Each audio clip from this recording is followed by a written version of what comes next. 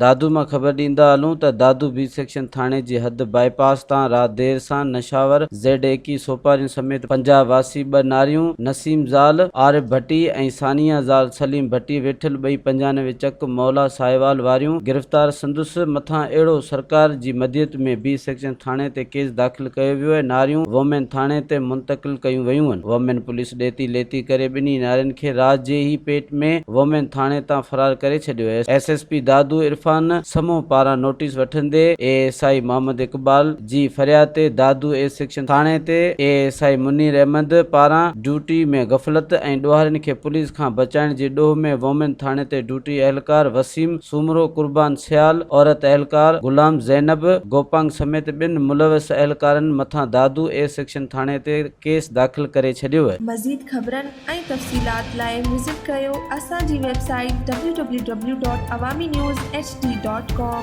ऐं ॾिसंदा रहो अवामी न्यूज़ HD।